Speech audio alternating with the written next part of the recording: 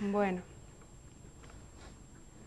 el estudio se ha realizado con pacientes que han sido remitidos a la unidad de trastornos del sueño del Hospital Clínico Universitario Virgen de la Victoria de Málaga.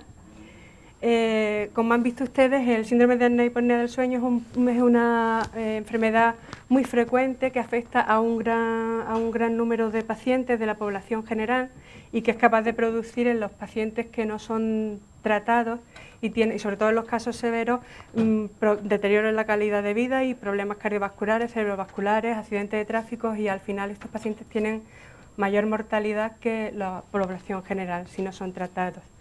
Además, estos pacientes duplican el consumo de recursos sanitarios con respecto a los pacientes que son diagnosticados y tratados. Me refiero a los que tienen síndrome de apnea del sueño severa y moderada y que no tienen tratamiento.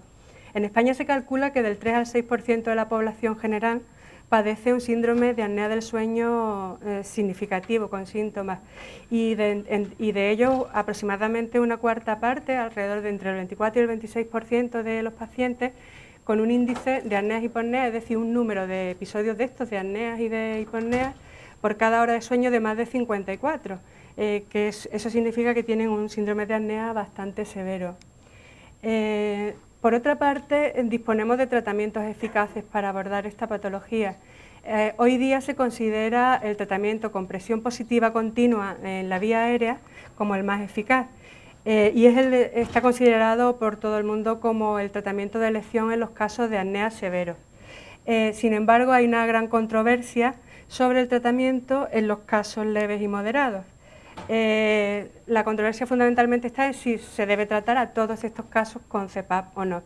En general hay acuerdo, como hemos visto, en tratar con CPAP a todos los que son severos, con un índice de más de 30 apneas por hora, tengan síntomas o no tengan problemas cardiovasculares o no, y los que están por debajo de 30, es decir, entre 5 y 30, se tiende a tratar con CPAP a los que tienen mucha sintomatología secundaria alzas o tienen problemas cardiovasculares relevantes.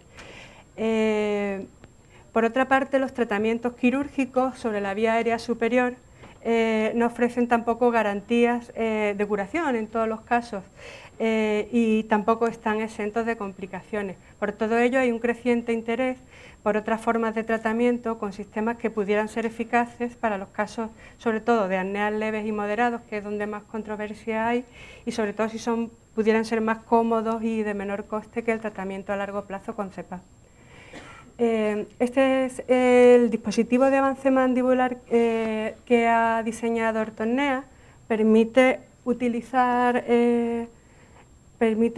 su uso en pacientes desdentados superiores, también en desdentados inferiores siempre que tengan algún punto de anclaje como algún implante, incluso en personas que tienen un gran apiñamiento dental. También permite realizar movimientos laterales de las dos arcadas de la mandíbula y la respiración bucal, por lo cual es más cómodo para los pacientes y además produce menos molestias también de dolor en la articulación. Hoy día ya han oído ustedes lo que han comentado anteriormente. Hay multitud de recomendaciones internacionales, también tenemos normativas sobre el diagnóstico y el tratamiento de la apnea del sueño en nuestro país, y nuestra última normativa de la Sociedad Española de Neumología y Cirugía Torácica pues recomiendan el uso considera que los dispositivos de avance mandibular aumentan el espacio en la vía aérea superior y son eficaces, se considera que son eficaces en el tratamiento del ronquido, del síndrome de apnea del sueño leve y moderado, en personas que tienen sobre todo bajo índice corporal, o sea, no obesos, y en personas que no tienen desaturaciones muy importantes. También se apunta que pueden ser útiles en pacientes que tienen síndrome de resistencia aumentada de la vía aérea superior y como segunda opción de tratamiento en personas que tengan apnea del sueño severa pero que no toleren otro tipo de tratamiento, como la CPAP, o en los casos que sean quirúrgicos que tengan un riesgo quirúrgico elevado. Los objetivos nuestros han sido evaluar la eficacia de este dispositivo de avance mandibular en pacientes con síndrome de apnea del sueño, en los casos indicados siguiendo las recomendaciones últimas de SEPAR que hemos visto anteriormente. También hemos querido evaluar la seguridad, la tolerabilidad de estos dispositivos y sus posibles efectos secundarios. Hemos incluido en el estudio adultos roncadores habituales que han sido remitidos a la unidad de trastornos respiratorios del sueño del Hospital Virgen de la Victoria por sospecha de apnea del sueño y los que han ido diagnosticándose consecutivamente de apneas leves, síndrome de apnea del sueño obstructivas, leves o moderadas mediante poligrafía cardiorrespiratoria que se ha hecho en domicilio y también hemos considerado que podría incluirse en el estudio algún paciente que tuviera SAS severo pero que no tolerara la CPAP. Nosotros hemos considerado SAS leve cuando el índice de apnea y hiponea está entre 5 y por debajo de 15, o sea, hasta 14,9, moderado entre 15 y por debajo de 30, hasta 29,9, y severo cuando está por encima de 30. Apneas por cada hora de sueño. Y hemos excluido a los pacientes con una comorbilidad relevante, es decir, los pacientes con insuficiencia cardíaca, con problemas cardiovasculares serios, con obesidad severa, con EPOR, con problemas pulmonares crónicos, con insuficiencia respiratoria severa y de saturaciones basales importantes también se han excluido, y también aquellos pacientes que tengan problemas dentales o en la articulación temporomandibular, que contraindicaran el uso o que no hicieran posible colocar el DAM. También los pacientes que no hayan querido colaborar en el estudio y que no hayan firmado el consentimiento informado. Y a mujeres embarazadas porque se ha hecho también un estudio radiológico de la vía aérea. Hemos reclutado 100 pacientes, el estudio todavía sigue en marcha, esta es una presentación preliminar. Hasta ahora han completado el tratamiento 43 personas. Son 32 hombres, que son el 74%, y 11 mujeres, que son el 25%. Se le ha realizado un estudio basal con poligrafía y el resto de parámetros, y otro 4 semanas después de tener colocado el DAM, después de haber sido adaptado por el odontólogo. Y luego hemos comparado los resultados clínicos y de los resultados de las poligrafías en ambos casos. En todos los casos se ha hecho inicialmente una anamnesis completa y específicamente sobre síntomas de apnea, típicos de apnea del sueño, de ronquido, en la escala de somnolencia, pausas observadas. También se han tenido en cuenta si tenían complicaciones cardiovasculares o neuropsiquiátricas, y la toma de fármacos y los hábitos de sueño. Se ha hecho en todos los casos una exploración antropométrica completa, incluyendo tensión arterial, peso, talla, perímetro cervical y un examen completo de la orofaringe y de la vía aérea, y el examen odontológico. A todos se les dio consentimiento informado, y el estudio que hemos hecho ha sido a todos con el mismo equipo, con el mismo tipo de polígrafo, un polígrafo que es bastante completo, que permite detectar flujo aéreo con cánula nasal y ronquido, movimientos torácicos, abdominales, saturación arterial de oxígeno, frecuencia cardíaca y posición corporal. Todos los registros han sido valorados e interpretados de forma manual por neumólogos con experiencia en trastornos respiratorios del sueño, y hemos analizado el índice de apnea y hiponea, el número de apneas obstructivas totales, el número de apneas mixtas centrales, el número de hiponeas, la saturación de oxígeno media, la mínima, el índice de saturación por hora, es decir, el número de caídas en pico por cada hora de sueño. El CT90 es el tiempo que está la saturación arterial de oxígeno por debajo del 90%, es decir, con niveles bajos. La frecuencia cardíaca mínima, la media y la máxima durante el estudio. El tiempo de estudio también, el tiempo de registro. Hemos considerado válidos los registros de más de 180 horas de duración. Todos han tenido alrededor de 6 horas o más de registro. Y la posición corporal. Los datos antropométricos también hemos analizado, que hemos visto antes, lo hemos registrado. También se han registrado parámetros cognitivos conductuales como la escala de Epworth y cuestionarios de calidad de vida. Se ha hecho también una valoración radiológica de la vía aérea superior con un escáner iCAD y una cefalometría, todo esto antes y después del adelantamiento. Y bueno, posteriormente el odontólogo ha hecho el estudio odontológico del caso, que ya comentará más adelante. Y también se ha medido el tiempo de uso del dispositivo en casa de los pacientes, el número de horas de uso y los posibles efectos secundarios que hayan podido presentar los pacientes. Consideramos que el tratamiento de la apnea del sueño puede ser eficaz cuando consigue suprimir o mejorar las apneas e hipoapneas, cuando suprime o mejora los ronquidos, cuando consigue evitar las desaturaciones arteriales de oxígeno, las caídas de oxígeno, y cuando hay también una mejoría subjetiva de los casos. El procedimiento estadístico, en los casos, las variables concernientes al examen físico general, como talla, peso, los parámetros morfológicos y de frecuencia cardíaca, como la mayoría son de naturaleza cuantitativa, pues se ha determinado con los procedimientos estadísticos usuales de centralización y dispersión. Para el sexo se ha calculado su distribución de frecuencias absolutas y en porcentaje, y en segundo lugar, para cada uno de los bloques estudiados se ha procedido a realizar el análisis inferencial con objeto de detectar posibles diferencias estadísticamente significativas en cada uno de los parámetros estudiados, antes y después de hacer el tratamiento. Utilizando el esquema de la test de Student para los datos apareados, cuando se ha asumido que la distribución de las variables han sido normal, para el test no paramétrico de Wilkinson, cuando los datos para datos apareados, cuando dicha condición de normalidad podía ser violada, el test de McNemar para variables categóricas, y luego se ha elaborado una tabla para cada variable antes y después del tratamiento con estadísticos de centralización, dispersión y posición. Y hemos considerado que había una diferencia significativa cuando el nivel de significación obtenido entre ambos registros ha sido inferior al 5%, es decir, con el valor de P menor de 0,05.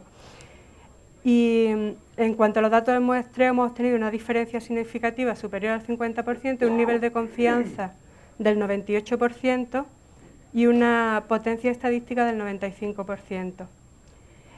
Todo esto se ha hecho con la colaboración del área de bioestadística del Departamento de Medicina Preventiva y Salud Pública de la Universidad de Málaga. Esta es la población que hemos estudiado. Tenemos 33 hombres, son el 74%, y 11 mujeres, con una talla media de 1,71, una edad media 44,7 y una circunferencia de cuello 38,5 y un índice de masa corporal de 27,1 de media. En cuanto a la distribución por sexos, como vemos aquí, la mayoría de nuestros pacientes tenían sobrepeso.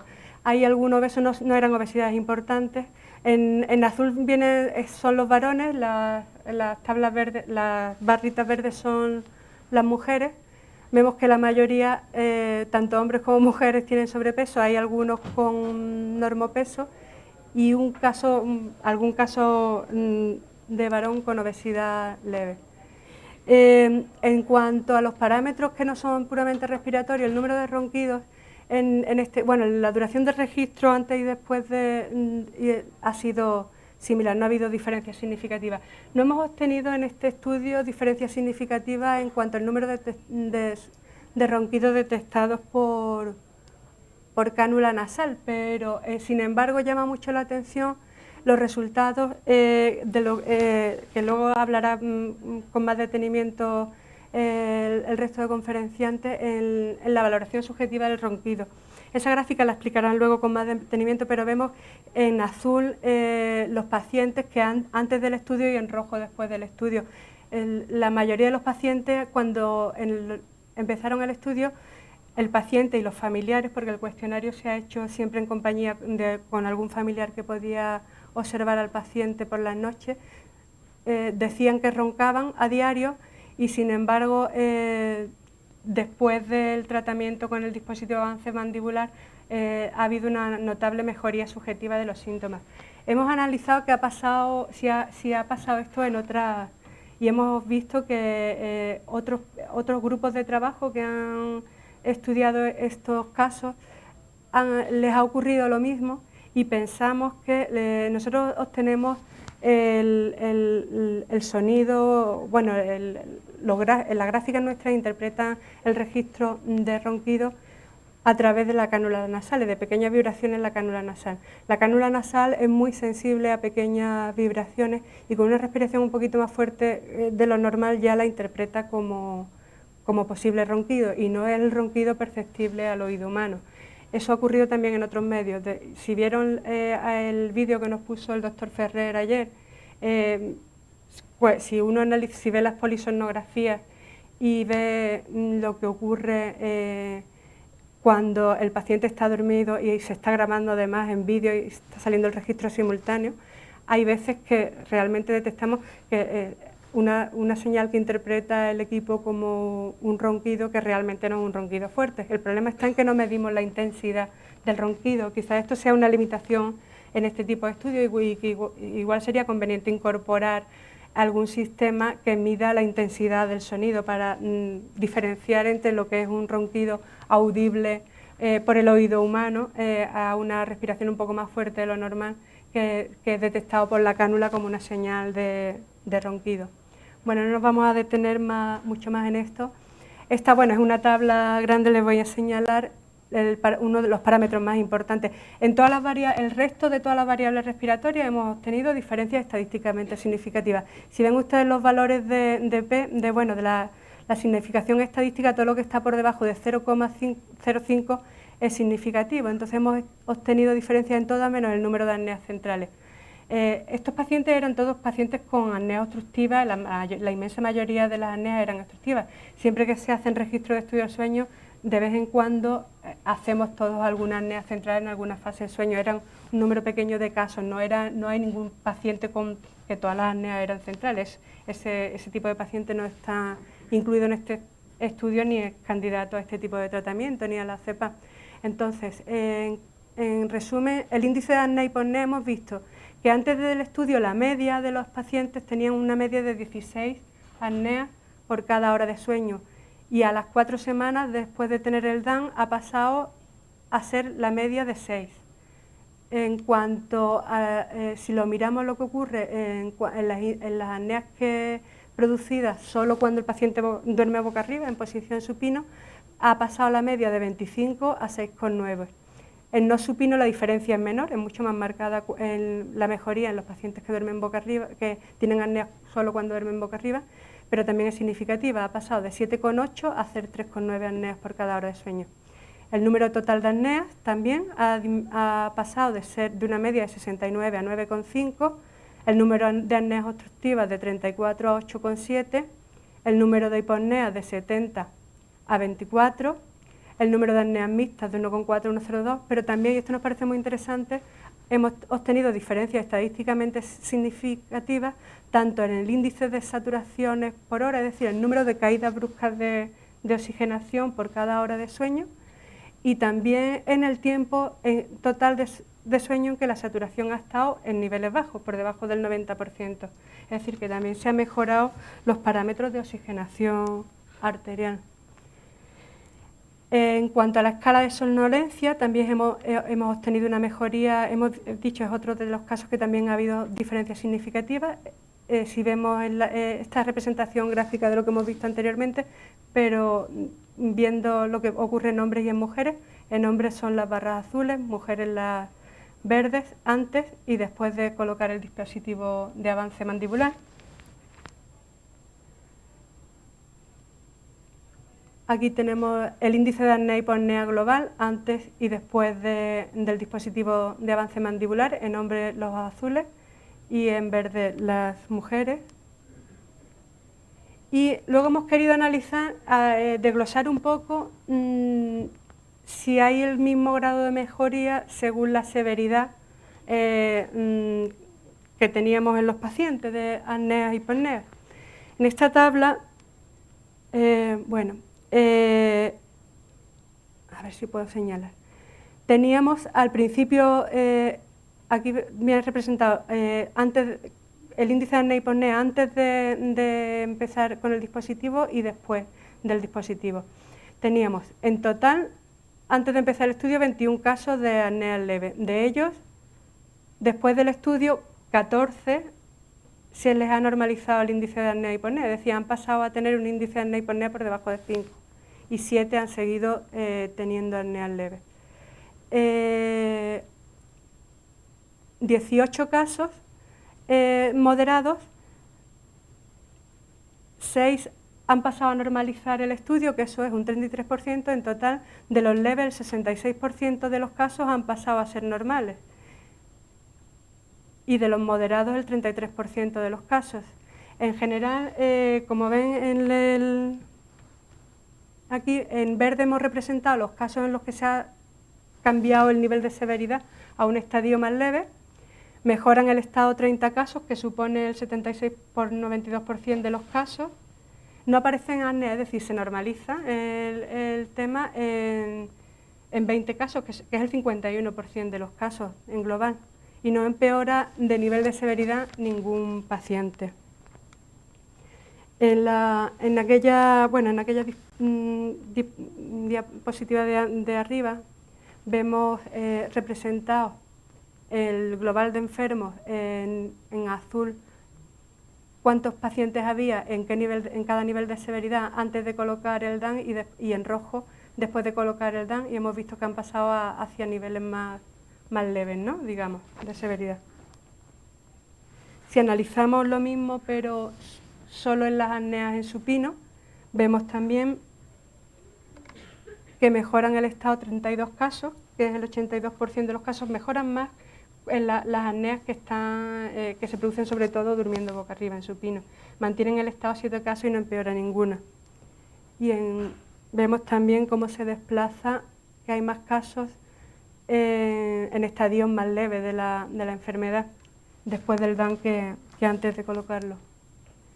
Y esta tabla es lo mismo, pero analizando qué pasa con los pacientes que tienen apneas en otras posiciones que no duermen boca arriba, ¿no?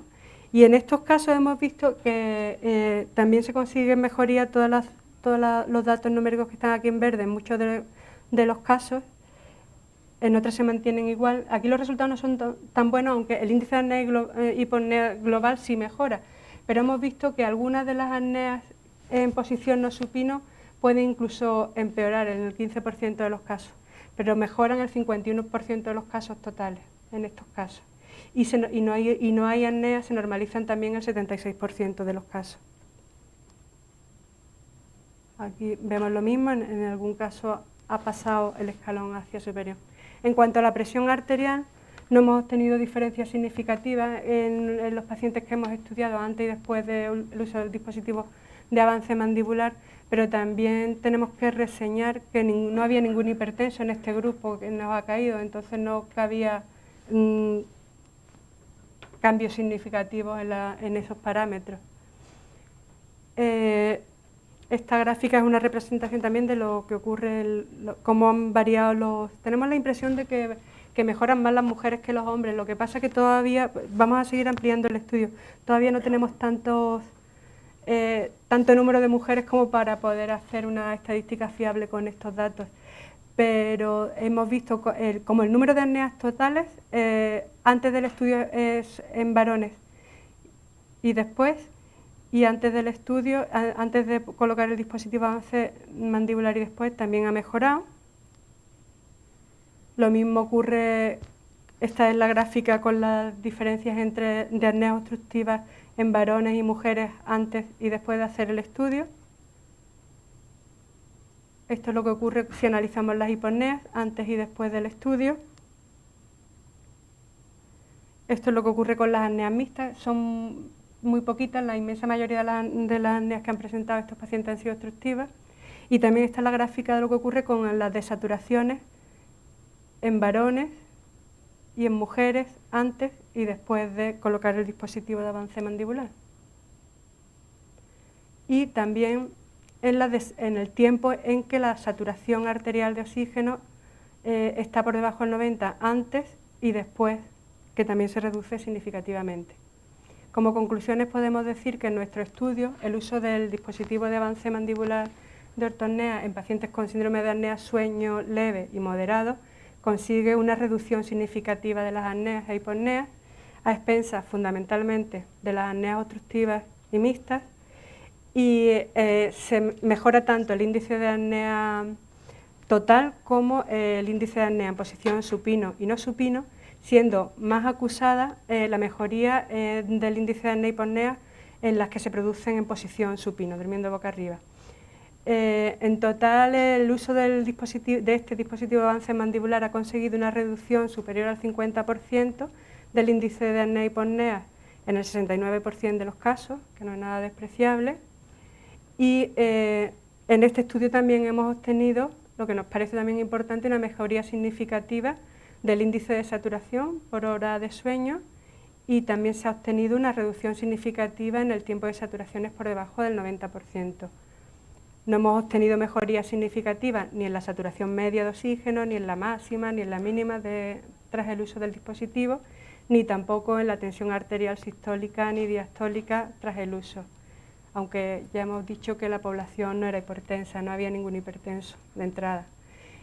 Por tanto, pensamos que los dispositivos de avance mandibular pueden mejorar los síntomas asociados a la apnea del sueño leve y moderada, y pueden aliviar algunas de sus consecuencias fisiopatológicas también, constituyendo una alternativa terapéutica a tener en cuenta en esta patología.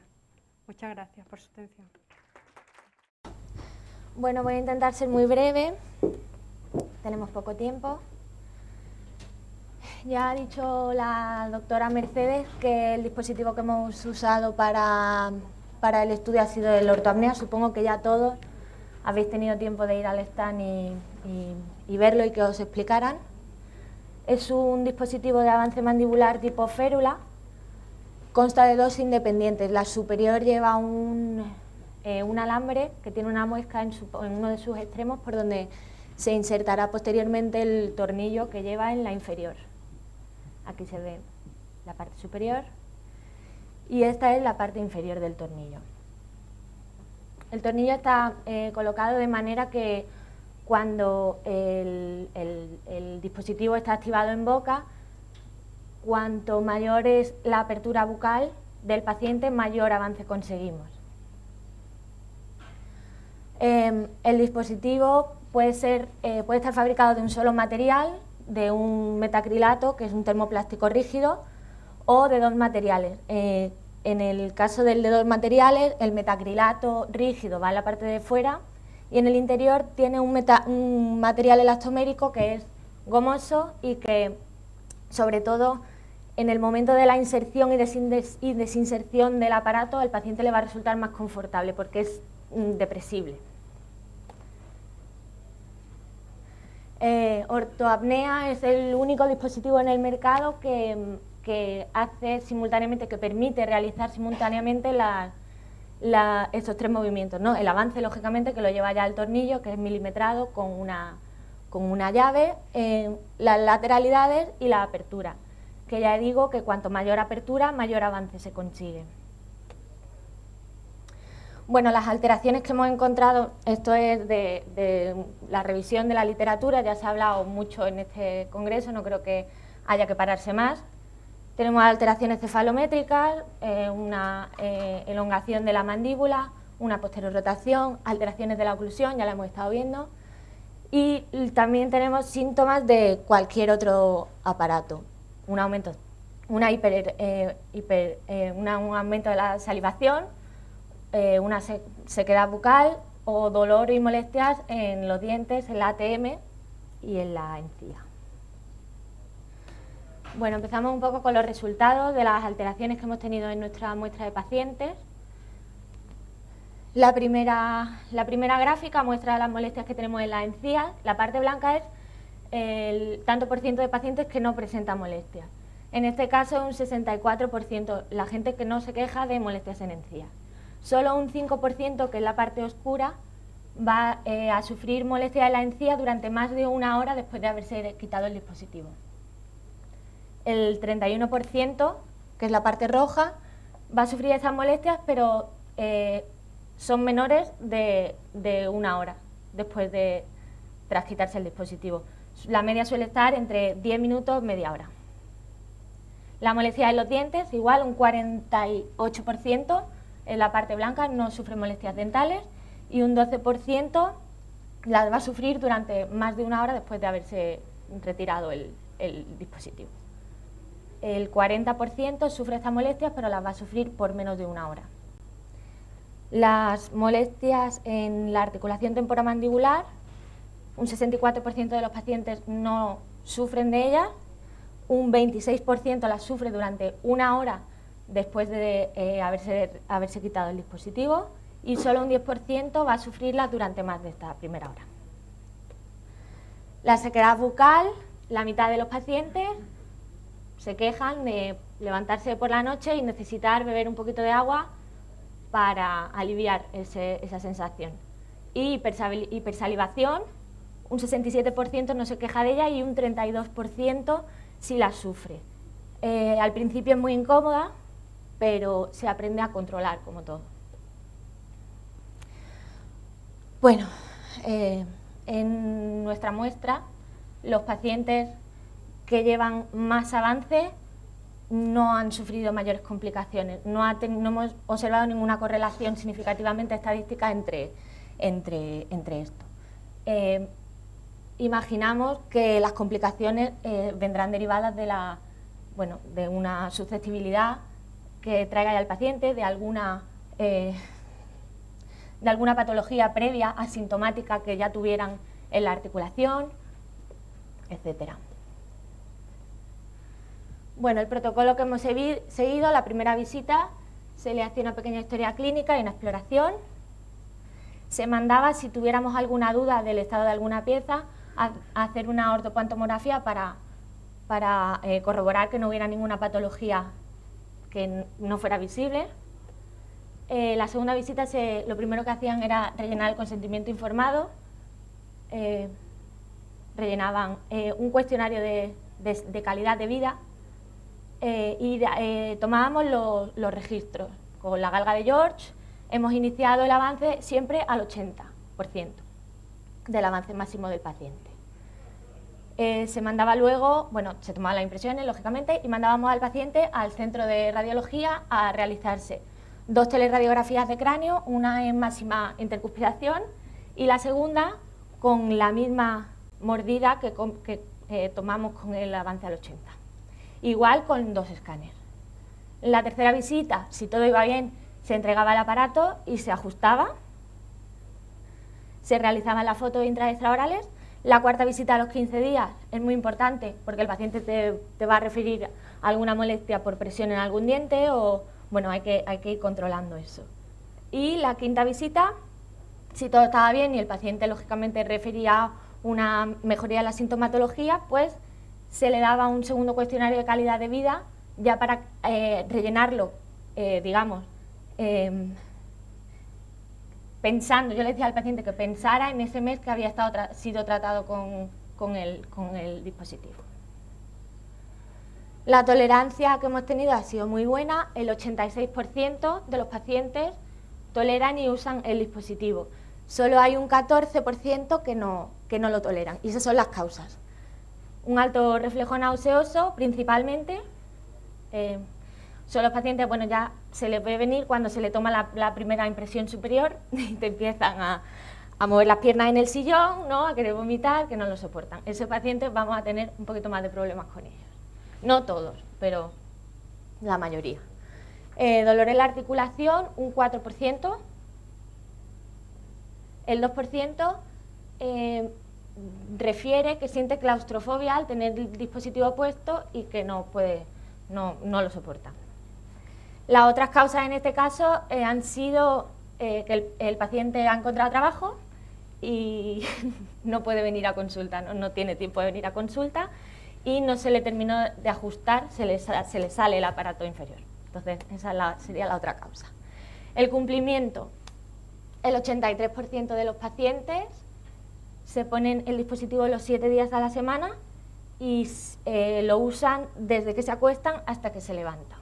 El otro 17% son un poquito menos cumplidores, se lo quitan de 1 a 2 noches por semana y normalmente me refieren desvelarse sobre las 6 de la mañana, quitarse el dispositivo y seguir durmiendo un par de horas sin él.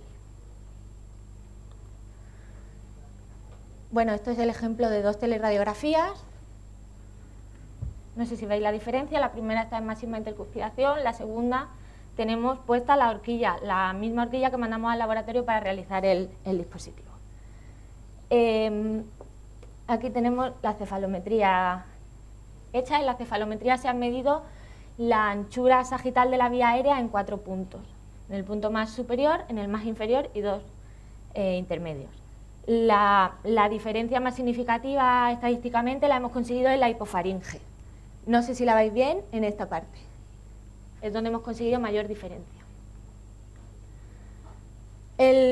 Casi el 50% de los pacientes tienen una clase 1 esquelética, casi el 40% una clase 2 y solo el 13% presenta una protrusión mandibular, una clase 3. El tipo facial predominante ha sido el braquifacial, ya se sabía, ¿no? Era de esperar, el 71%. Y ningún porcentaje de las siguientes variables han sido determinantes. La longitud del velo del paladar, en la mayoría de los pacientes ha sido considerada entre las normas estándar, la altura del tercio facial inferior igual, y la distancia del plano mandibular al ilioides también. Aquí tenemos la segunda cefalometría. Es que no sé si se ve muy bien ahí, quizás muy oscura, a lo mejor la parte de atrás en los monitores sí que la consiguen ver mejor. Pero bueno, tenemos aquí 5 milímetros de anchura en la hipofaringe y en el segundo caso conseguimos 13. No sé si lo conseguís ver. 13 milímetros de avance. Ahí es donde hemos conseguido, donde se ha visto que realmente es efectivo el aparato estadísticamente. Por lo tanto, la maloclusión esquelética prevalente es una clase 1, el patrón de crecimiento facial prevalente es el braquifacial. Se ha comprobado que hay una correlación significativamente estadística entre, en la anchura, en el aumento de anchura sagital de la vía aérea de la hipofaringe. No se ha hallado ninguna correlación significativa entre estos 3 parámetros y el mayor éxito o la mayor disminución del índice de alteración respiratoria, ni la longitud del velo del paladar, ni la altura del tercio facial, ni la distancia del plano mandibular al ilioides.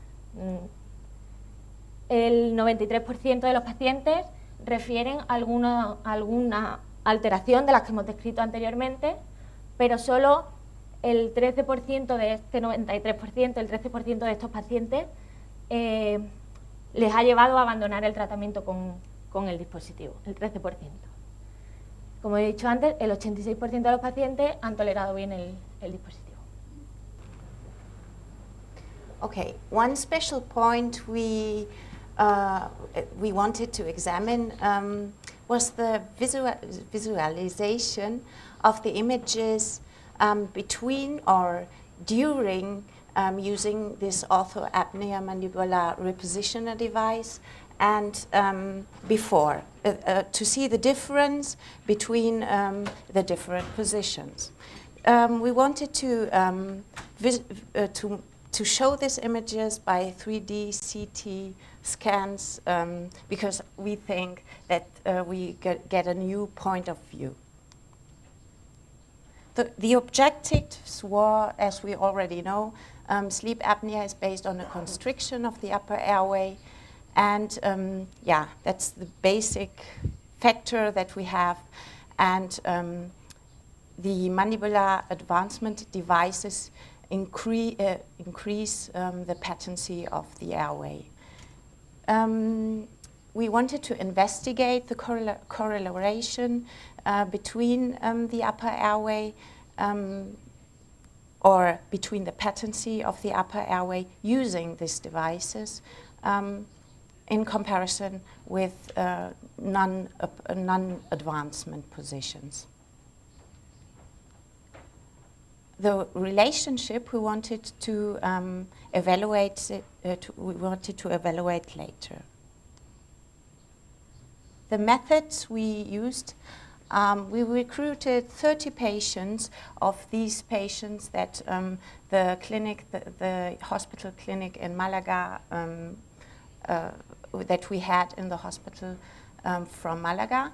And yeah, the investigation team designed following guidelines for these patients. They had to make a polygraphy simply to see the grade of the OSA that they suffer from. The AHI was between 5 and 30, so we had only mild to moderate cases. The BMI was smaller than 35. And we used in all patients the same mandibular advancement device. In this case, it was a removable orthoapnea device that we titrated to effectiveness. That means if a patient was not satisfied with the treatment, we asked him simply, do you still snore? And if he still was not satisfied, he needed just a little bit more protrusion. As my colleagues already explained, normally there is always a minimum of a protrusion that they need of 1 millimeter. And they all were referred to the radiology and digital center in Malaga to have this 3D iCAD CT scan. And they obtained, of course, the informed consent. Without consent, they couldn't be included. Now, I would like to explain the images. Here we have the image of the hypopharynx, larynx, and upper airway.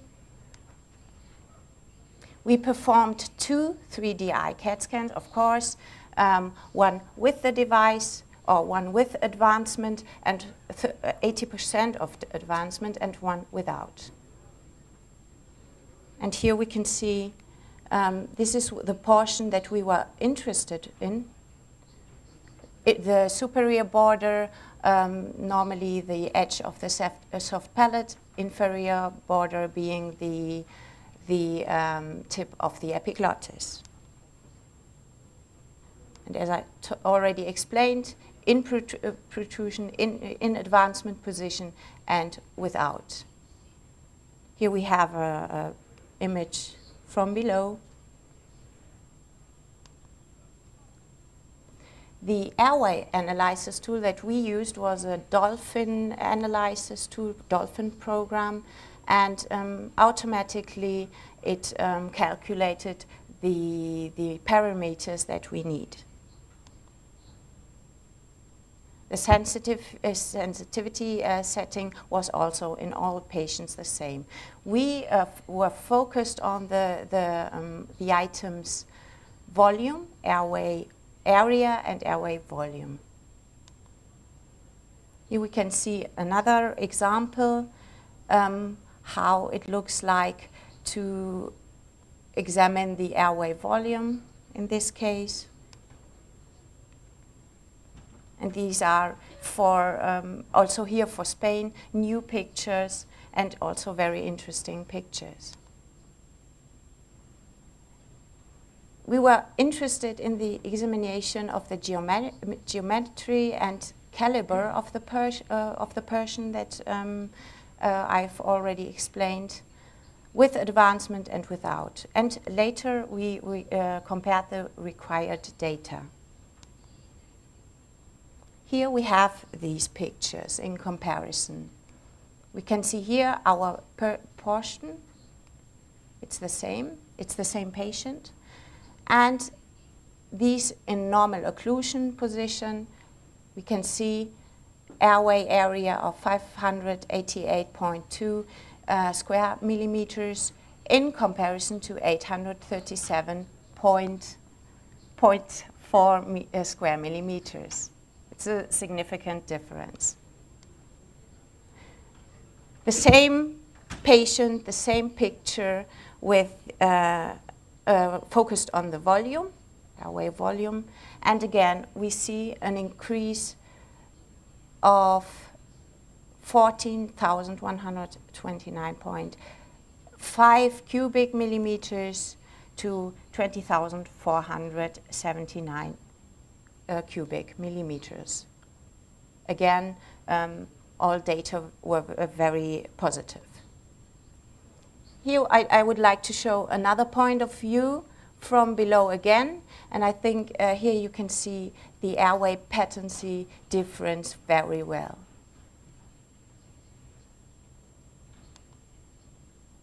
The statistical analysis showed us data from occlusion positions. These are mean values from 256 to positive, also very positive value of 308 in advancement position. And here again, in comparison, 4,532 to 6,356 mean value score focused on the airway volume. Here we have again these numbers, these mean numbers, and we can see here how the p-score, how significant these differences are.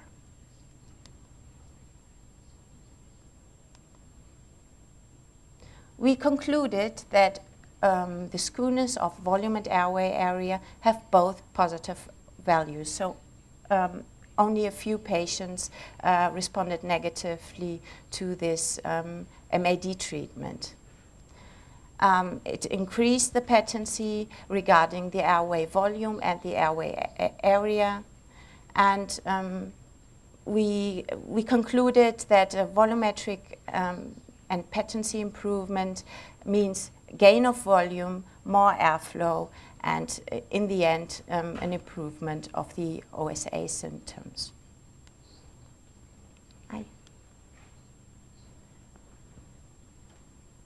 We obtained finally an overall airway area and airway volume increase, and it's indicated, because we still are not finished with this study, as my colleague already explained. It's a preliminary study, and we wanted to include 100 patients minimum. Here we wanted to see wanted to include another factor, because all subjects had a BMI smaller or lower than or equal to 30. So we wanted to know maybe other anatomic factors influence this OSA symptoms, and which connections are there. A simple way is, of course, the exploration by asking the patient, please open your mouth, please protrude your tongue as far as possible, and to see the different grades. Here we can see the different grades. Here we have grade 1. You can see the tonsils, the uvula, and the soft palate. Grade 2, you still can see all the portions, but the upper portions of the structures. In the grade 3 case, soft and hard palate and the base of the uvula are visible, and a grade 4 case where only the hard palate is visible. Here we have a grade 2, just to show a little bit the difference, or the extreme difference, to the next picture, a grade 4 patient. And it's an easy way to explore before starting with the treatment. Just if I have a patient with a grade 4 Mallampati, maybe he suffers from sleep apnea. Or maybe not. We will see now the results. We have seen here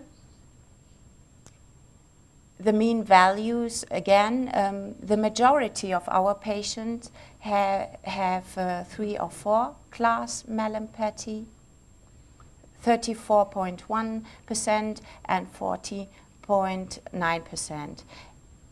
This indicates that maybe the difficulties the patients have are connected with a higher incidence of sleep apnea, because the majority of our patients really had 3 or 4 class cases, or were 3 or 4 class cases. You can see here. Another point we were interested in was just the opinion of our patients, because in the end they are the ones who really can report if they feel any success or not. So there is an easy, simple test, the Stanford Sleepiness Scale. It consists of 7 statements, and these statements just reflect how these patients feel during the day. The statements concluded: point 1, feeling active, vital; 2, feeling in Ribiri with a score of 7. Rates below 3 were indicated as serious sleep debt. The results were these. Without treatment, 24.3% of the patients tended to score in the area of 5 to 7. That means they really were not satisfied with their sleep. And in contrary, using the device, all 24.3% tended to score in a higher level, all. The Basic Nordic Sleep Questionnaire, developed by the Scandinavian Sleep Research Society, is also a simple questionnaire just to measure how the subjective feeling of the controls is, and their complaints. It contains of 40 statements, assessing the frequency of problems during the past 3 months with a 5-point scale. They had to qualify their sleep, referring to their snoring, if they are a habitual snorer or not, if they had sleep apnea or they feel that they have sleep apnea, excessive daytime sleepiness, insomnia, etc. The subjective opinion before the treatment was that they really felt they suffer from poor health status, like because of physical, mental, and social problems. We had a patient, a young, beautiful woman, that really was ashamed to get to know a new partner because of her snoring factor, because she's snoring, and she was really, really ashamed of this. And these lead to not only social problems, psychological problems, and we can see what influence maybe a treatment has on their lives. The insomnia factor was among the patients from 21.3%, it decreased to 18.3% using the device. Sleep pattern, again, very positive data. 15.2% of controls reported a good, very good sleep. This number increased to 75.8% using the device. Another important item was excessive daytime sleepiness. 51.5% of the patients reported problems in the morning, after awakening, and during daytime. This 51.5% decreased to 9.1% using the device. Two items that were very important for the patients, from the patient's point of view, were snoring and sleep apnea. These are the items that caused the most bother from their point of view. So we evaluated the influence of these of the mandibular advancement treatment, and we wanted to know what influence they had by using these devices regarding to snoring.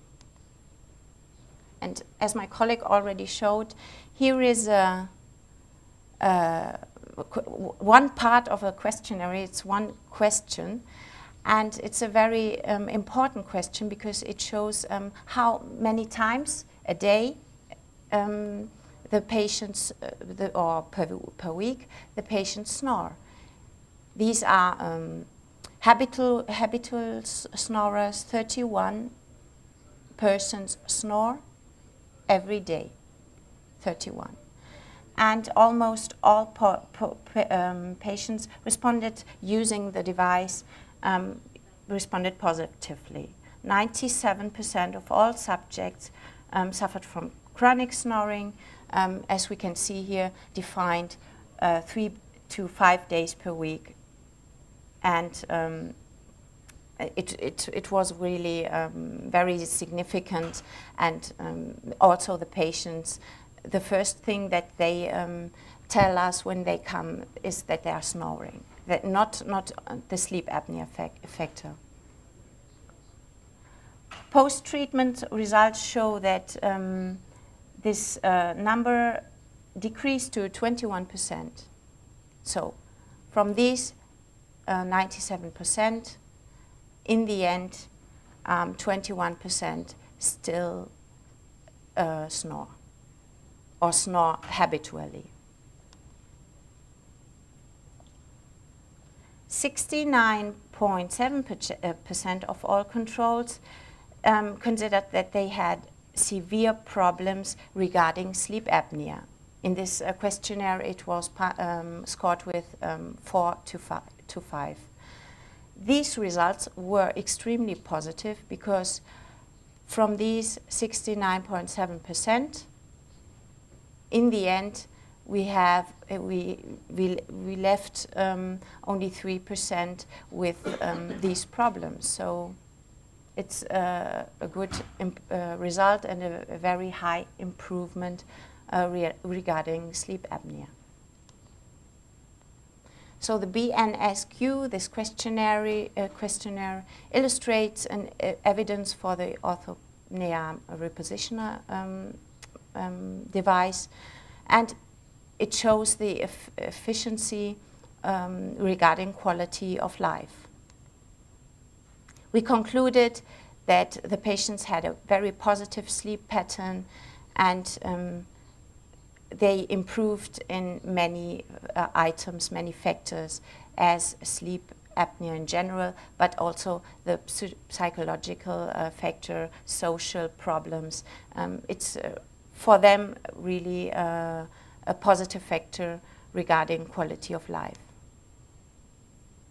So better sleep quality and a better health status in general results automatically in also better social, mental and physical aspects. Thank you. That's Malaya.